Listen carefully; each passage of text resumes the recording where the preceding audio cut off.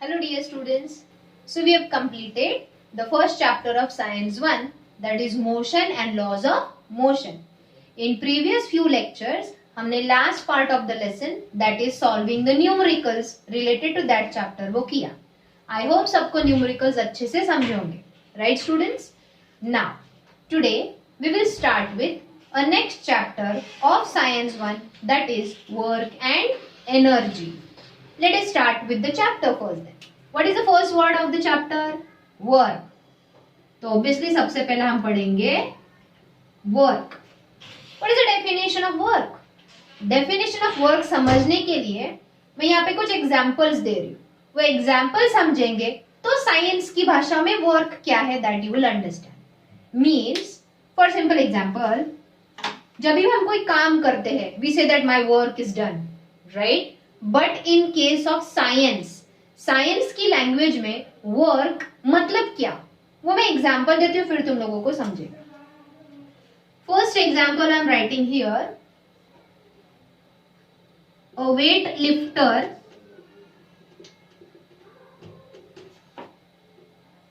Has carried 20 kg of weight for 10 minutes. मतलब 10 minute तक ये जो वेट लिफ्टर है, ये जो पर्सन है वो वेट लिफ्टर है, 10 मिनट तक उसने 20 kg का वेट ऐसे पकड़ के रखा है. On one place he is standing and holding the weight of 20 kg. Okay, तो इसने क्या काम किया? What is the work done by this person? The work done by this person is lifting heavy weight. पकड़ के रखा उसने 10 minute तक, ये इसने वर्क किया. ओके, हमारी लैंग्वेज में, नॉट साइंस की लैंग्वेज में. Second example I give you. A boy has completed 10 assignments of science in 1 day. एक दिन में ये लड़के ने 10 साइंस के असाइनमेंट कंप्लीट किए. अब ये टीचर का फॉल्ट नहीं है, वो लड़के का फॉल्ट है. सेम, अब शायद जो बच्चे ये कर रहे होंगे उनको रियलाइज होगा हम रोज कुछ तो वर्क दे रहे हैं. I am means we all teachers are telling you to write the notes, but अब लोग शायद कुछ बच्चे हैं जो लिख नहीं रहे हैं, टाइम पास कर रहे हैं, लॉकडाउन है, चलो घर में लिखेंगे आराम से. And suppose all of a sudden corona पे मेडिसिन आ गया and all of a sudden lockdown उठ गया, स्कूल्स कॉलेजेस स्टार्ट हो गए, तब क्या होगा? टीचर्स तो पहले तुम्हारी नोटबुक चेक करने वाले, तो तुमको एक दिन में बैठ के कितना सारा काम कंप्लीट करना पड़ेगा. 1 2 3 दिन में तुमको फटाफट वो कंप्लीट करना पड़ेगा. So understood? ऐसा तुम्हारे साथ ना हो, इसलिए रोज का काम रोज कंप्लीट करो. सो ये जो बॉय है इसने क्या काम किया? What is the work done by the boy? The work done by him is writing. Right. अब मैं थर्ड एग्जांपल दे रही हूं. A man is taking morning walk for about 5 kilometre. ये जो पर्सन है वो मॉर्निंग वॉक पे है एंड कितना डिस्टेंस उसने कवर किया? 5 kilometre. So what is the work done by a man? Walking, और you can say running, right? Morning walk. अब तीनों कंडीशन में पहले ने काम किया लिफ्टिंग द वेट, दूसरे का वर्क है राइटिंग, तीसरे का वर्क है वॉकिंग. ये हमारे पॉइंट ऑफ व्यू से हुआ वर्क, बट साइंटिफिक वे से only and only third person, the third example is the correct work. One more thing, work is also called as work done. Both means the same. Okay, तो scientifically सिर्फ यहाँ पे work done हुआ, पहले तो condition में work done नहीं हुआ. क्यों? Let me explain you. According to scientific language, work done is the force and displacement. मतलब जिस काम में फोर्स अप्लाइड करने की वजह से डिस्प्लेसमेंट होता है. Displacement means changing the position from one place to another place. That work is only called as work. Simple example, यहाँ पे देखो, हेवी वजन पकड़ के रखा है, मस्कुलर फोर्स यूज हो रहा है, लेकिन वो वेट एक जगह पे लेके खड़ा है. Is it showing displacement, changing the position from one place to another place? No. तो यहाँ पे वर्क डन नहीं हुआ. Here only force is there, there is no displacement. Same year, ये लड़के ने 10 असाइनमेंट कंप्लीट किए एक जगह पे बैठ के. यहाँ पे डिस्प्लेसमेंट है क्या? Only muscular force. Again writing के लिए भी हम क्या यूज कर रहे हैं? Muscular force. तो यहाँ पे भी सिर्फ क्या अप्लाई हुआ? Force. No displacement, no change in position. But in this case the man is walking. Walking मतलब वो अपने लेग मसल्स का मस्कुलर फोर्स यूज कर रहा है वॉकिंग के लिए. At the same time displace मतलब एक जगह से दूसरी जगह पे भी जा रहा है. तो यहाँ पे फोर्स भी है एंड डिस्प्लेसमेंट भी है. That is why this is the work done. समझे स्टूडेंट्स? तो साइंटिफिकली वर्क डन कब होगा? when there will be force as well as displacement. Okay, so what is the definition of work done?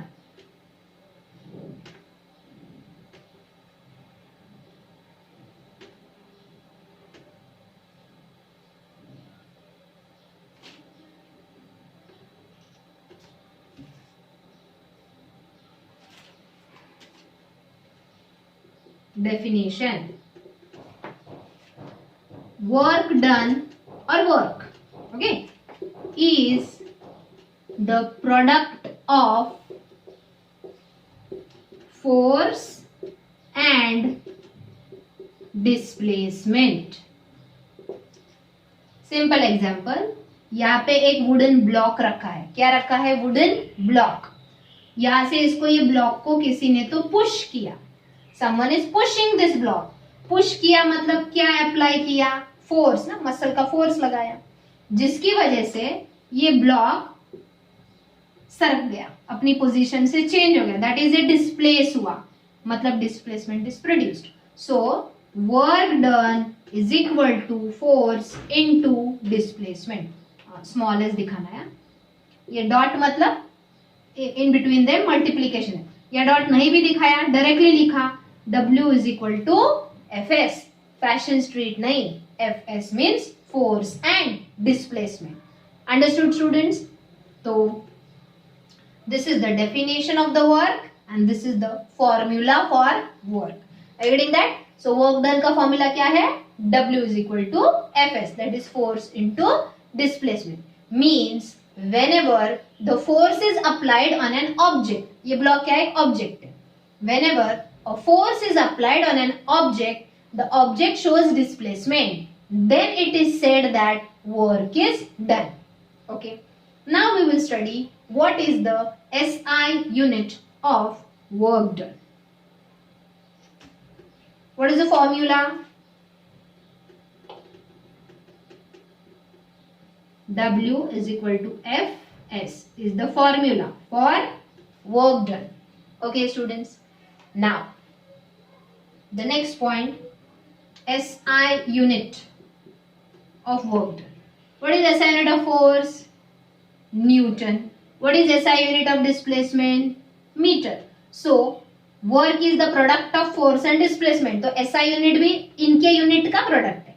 So SI unit of work done is Newton meter, that is Newton into meter, which is simply known as joule. Discovered by the scientist Joule. समझे? So what is the SI unit of work done? Joule. Joule is nothing but Newton into meter. Okay. अब हम निकालेंगे इसका CGS unit. Force का SI unit newton है, force का CGS unit क्या है? It is what? डायन मत बोलो, it is dyne. Into metre का CGS है सेंटीमीटर. सो CGS unit of work done is dyne centimeter, which is simply known as erg. What it is known as? Erg. Joule is also represented as capital J. Erg is not represented by small e, erg full ही लिखते हैं हमेशा, small ई नहीं लिखते, समझे student. And अर्ग का beginning हमेशा small ई से ही होता है, जूल का बिगिनिंग कैपिटल जे से ही होता है।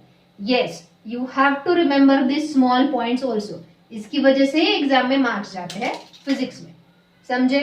Okay, so this is all about work or work done.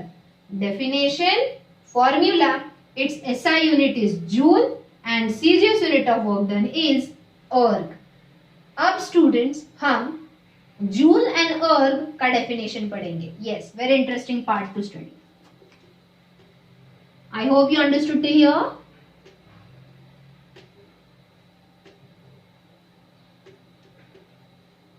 Okay. Now let us study definition of 1 joule and definition of 1 erg.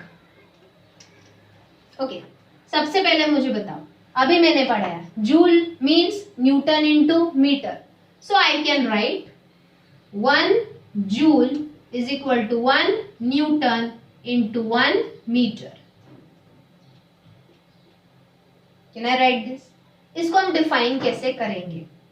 ये मतलब वर्क डन है, joule means measure of work done, Newton means measure of force, हम force को major कर रहे हैं Newton में, metre means हम किसको मेजर कर रहे हैं?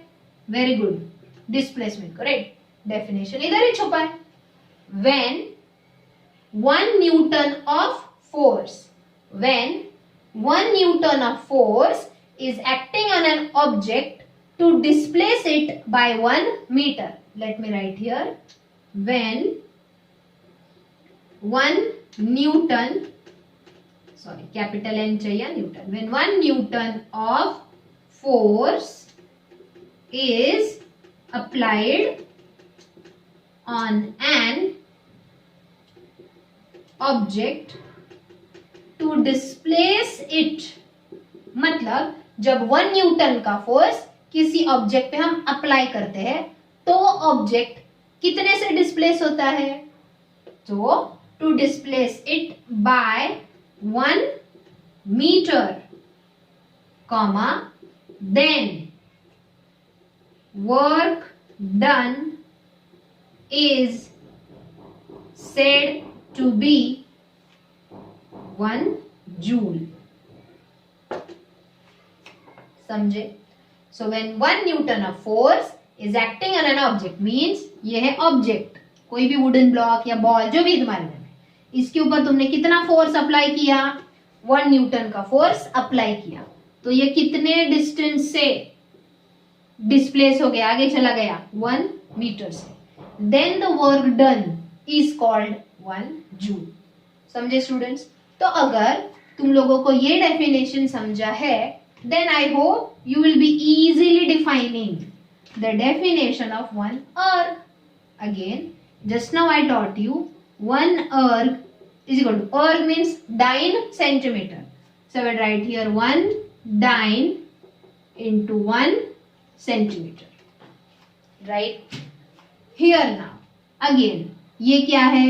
Work done, measure of work done. We are measuring work in terms of CGS unit erg. We are measuring force in terms of CGS unit dyne. Here we are measuring displacement in terms of centimeter. Same definition, सिर्फ words कहाँ पे change होंगे? When 1 Newton of force की जगह पे यहाँ पे क्या आएगा? When 1 dyne of force. When 1 dyne of force is acting on an object,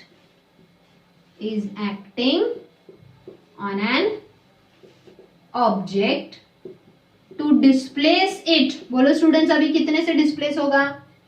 1 centimetre, correct.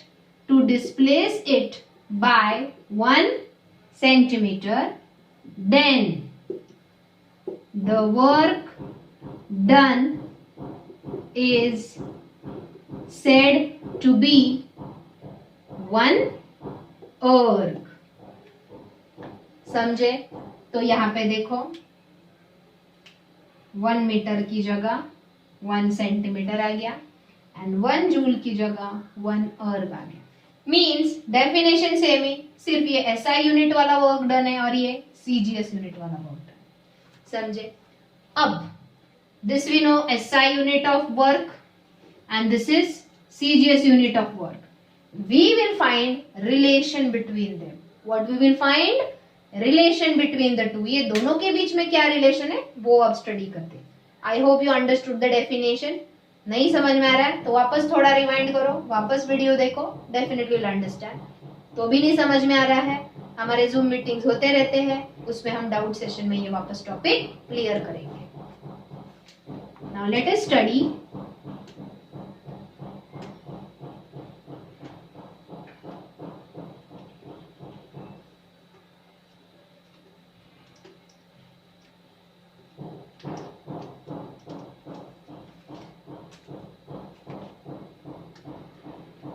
relation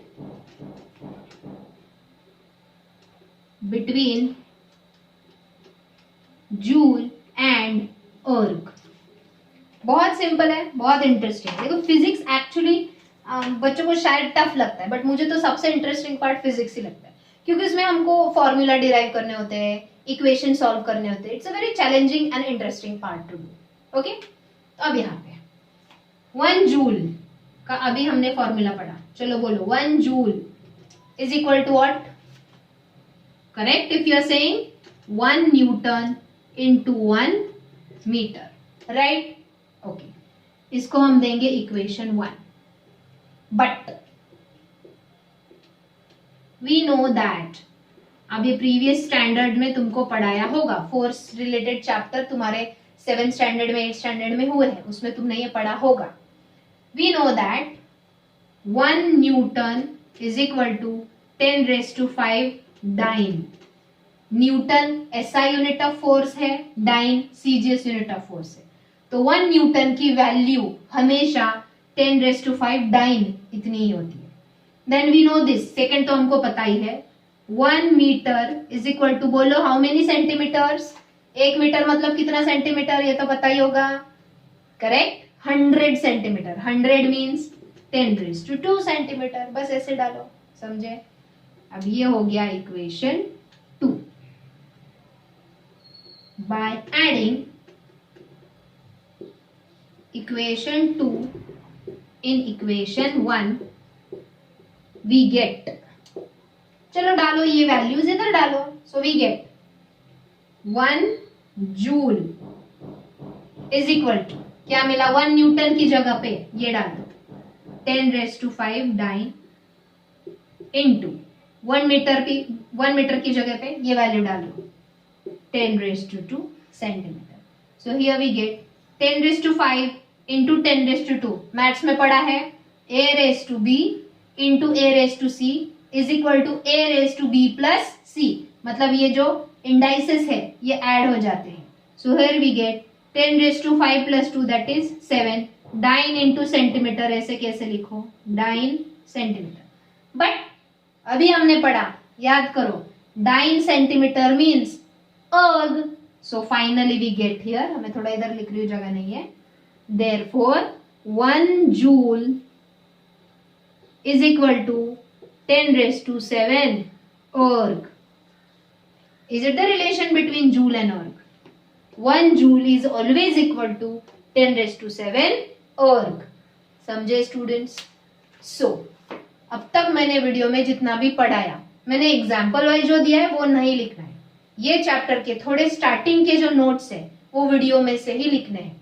सबसे पहला वर्क हेडिंग देना है, उसमें पॉइंट नंबर 1 डेफिनेशन जो मैंने लिखवाया था वो, पॉइंट नंबर 2 फॉर्मूला लिखवाया था, पॉइंट नंबर 3 एसआई यूनिट क्या है एंड सीजीएस यूनिट क्या है वो लिखना है। ये 4 पॉइंट स्टार्टिंग में लिखने हैं। देन नेक्स्ट ऑलरेडी मैंने अभी तुम लोगों को 1 जूल का डेफिनेशन लिखवाया था ये साइड, एंड 1 अर्ग का डेफिनेशन, वो भी वीडियो में से ही कॉपी करना है। And next star heading relation between joule and अर्ग, ये पूरा कॉपी करना है। आई hope you all understood the chapter till here. Okay students, so work is the product of force and displacement. SI unit of work is joule and CGS unit of work is erg. Again unit मतलब the term in which we measure it, किसमें हम उसको count करते हैं. For example, जब हम किसी market में जाते हैं, सपोज सब्जी खरीदने गए, हम we went to purchase a vegetable, हम उधर वेजिटेबल को पहले मेजर करेंगे ना. किस में मेजर करते हैं हम वेजिटेबल्स को? किलोग्राम में. क्या हम ऐसा बोलते हैं 1 लीटर पोटैटो दो? नहीं, हम लिक्विड्स हो तो लीटर में मेजर करते हैं, सॉलिड्स हो तो किलोग्राम में मेजर करते हैं. Are you getting that? अगर ये एयर का प्रेशर है तो पास्कल में मेजर करते हैं. तो ये अलग अलग क्वांटिटीज है जिसमें हम इन सबको मेजर करते हैं. तो work done is measured in joule and erg. SI unit joule, CGS unit erg. समझे students? Okay, now let us move on to the next interesting topic, types of work done. Yes, work done के भी types होते हैं. अच्छा, आज के video में से यहाँ तक ही लिखना है. इसका अगला पार्ट में जो पढ़ा रही हूँ टाइप्स ऑफ वर्क डन, वो वीडियो में से कॉपी नहीं करना है.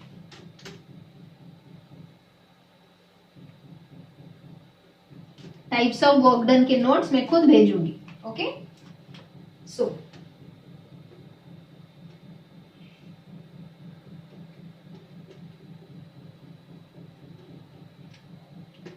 types of work done. There are 3 types of work done. Positive work done,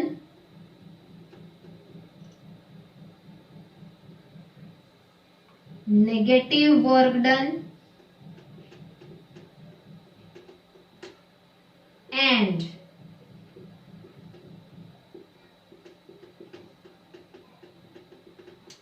zero work done.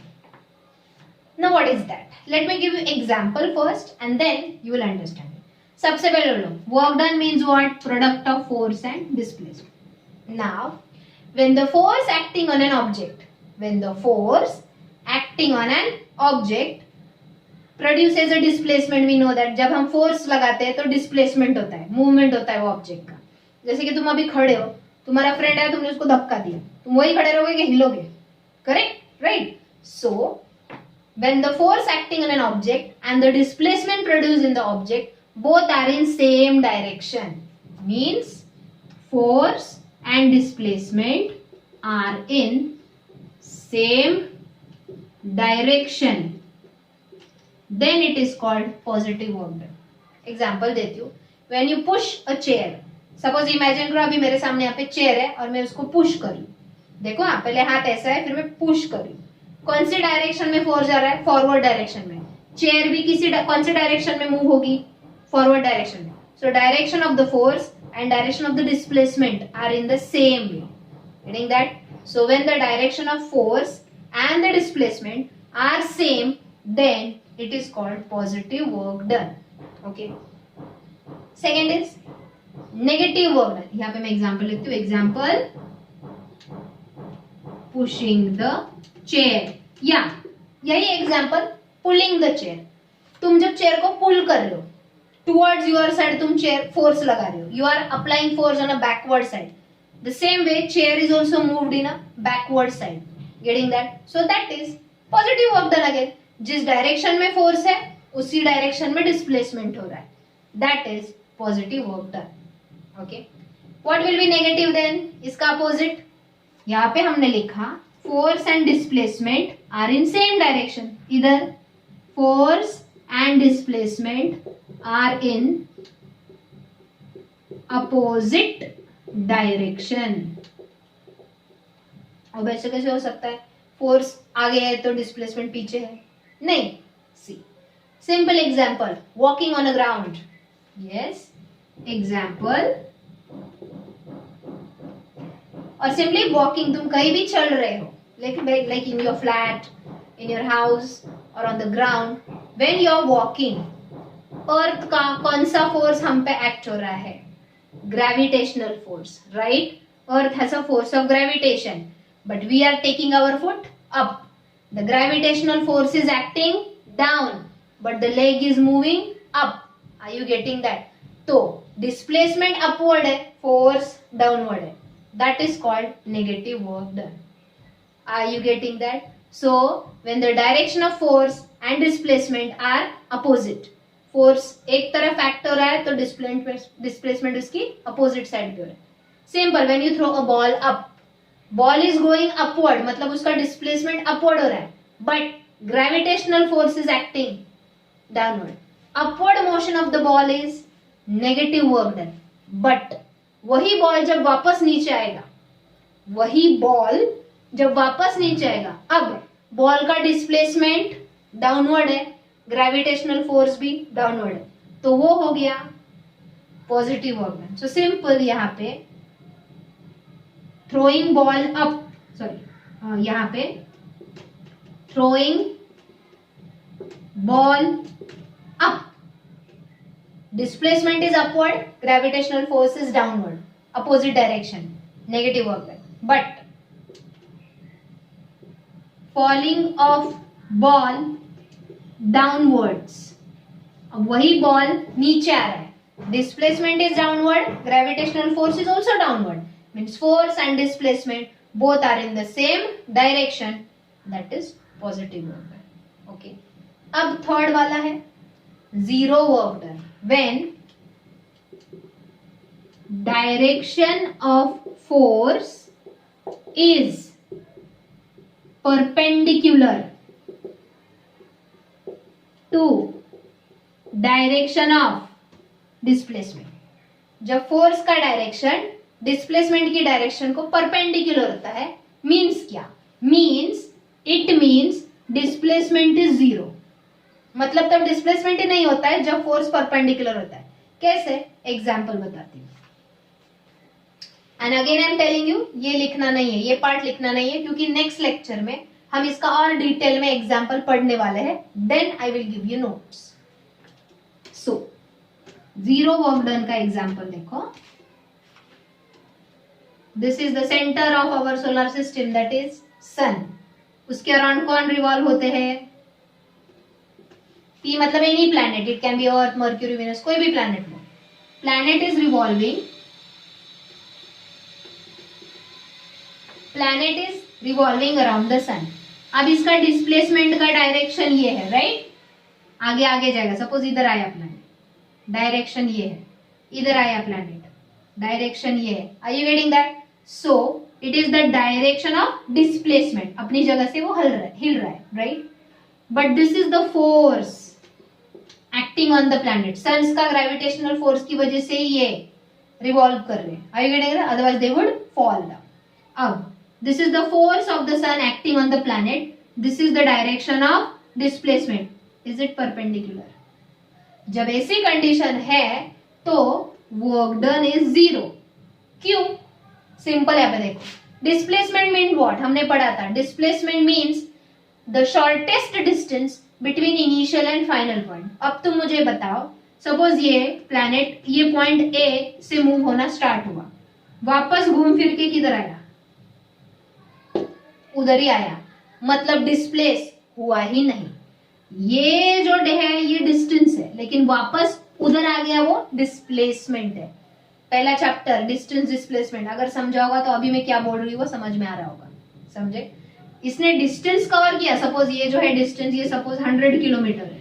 Suppose इसका डिस्टेंस 100 किलोमीटर है, मतलब 100 किलोमीटर डिस्टेंस ट्रेवल करके वापस उसी जगह पे आया, तो वो डिस्प्लेस अपनी जगह से हटा ही नहीं. समझे? तो यहाँ पे हमको पता है work is equal to force into displacement. अब बोलो इस सन का फोर्स बहुत हाई है, सपोज 1000 kg है इसका force, sorry newton, very sorry, force is measured in newton. Suppose sun का फोर्स 1000 न्यूटन है, बट इनटू डिस्प्लेसमेंट घूम फिर के उधर ही आया, डिस्प्लेसमेंट क्या है? जीरो. और जीरो को किसी के भी साथ मल्टीप्लाई करो, फाइनली आंसर क्या आने वाला है? जीरो. सो ये क्यों? Because the direction of the force acting on an object is perpendicular to the direction of displacement. In this case the displacement is zero, hence the work done is zero. समझे students? अभी भी अगर नहीं समझे हो तो don't worry. Positive work done, negative work done and zero work done, ये जो तीनों टॉपिक है ये हम अगले लेक्चर में एक और एग्जाम्पल लेने वाले हैं. उसके थ्रू बहुत और अच्छे से हम ये तीनों टाइप ऑफ वर्क डन पढ़ेंगे. टिल द टाइम आज के लेक्चर में मैंने जितना भी पढ़ा है, ये पार्ट छोड़ के, टाइप्स ऑफ वर्क डन छोड़ के, इसके पहले जितना भी पढ़ा है वो सारे नोट्स वीडियो में से ही कॉपी करने। क्या कॉपी करना है? सिर्फ definition, formula, SI unit and all that. वो बीच बीच में मैंने डायग्राम ड्रॉ करके जो एक्सप्लेन करती हूँ वो नहीं करना है। Okay students, I will stop here today. Next lecture we will continue with the lesson. Thank you.